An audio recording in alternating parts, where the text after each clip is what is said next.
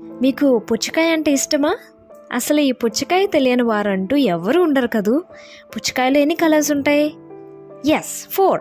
Green, red, black, white. అన్నీ భలే కరెక్ట్గా చెప్పేశారే. ఈరోజు పుచ్చకాయ నేర్పించే పాఠాన్ని విందాం. ఫస్ట్, గ్రీన్, పచ్చదనం. దేవుడు ఎప్పుడు కూడా మనం ఫలించి అభివృద్ధి చెందాలని కోరుతారు. మన జీవితాలను ఫలభరితంగా మారాలి అంటే ముందు మనం మారాలి.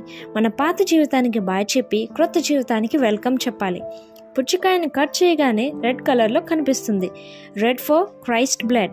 నా పాపముల నుండి రక్షించడం కోసం ఆయన శిలువ మరణం పొంది తిరిగి లేచారు. ఈ వార్త అందరికీ తెలుసు. మన పాపపు ఊబిలో కూరుకుపోకుండా నన్ను రక్షించడం కోసం ఆ దేవాది దేవుడు ఈ లోకంలోకి వచ్చారు. మరి పుచ్చకాయను కట్ చేసిన పీస్ని తినకుండా ఉండలేము. మధ్యలో బ్లాక్ సీడ్స్ అడ్డొస్తూ ఉంటాయి. వెంటనే మనం తీసి పరేస్తాం. Block for sin. మనం ఆ సీడ్స్ని ఎలా అయితే పరేస్తామో అలానే మన పాపములను యేసయ్య దగ్గర పెడితే ఆయన మన పాపములను క్షమించిన దేవుడై ఉన్నారు. ఇంకా పుచ్చకాయ పీస్ తినేసాక మిగిలిన ముక్క వైట్ కలర్లో ఉంటుంది. White for purity. నీవు ఈ లోకపు పాపంలో ఉన్నా నీవు దేవుని తెలుసుకుని వస్తే నీకు పాప విమోచన కలుగుతుంది. నిత్యరాజ్యాన్ని పొందుకోగలం. ఇంతవరకు మనం ఎలా ఉన్నప్పటికీ ఏం చేసినప్పటికీ దేవుడు ఉన్నారని మర్చిపోవద్దు.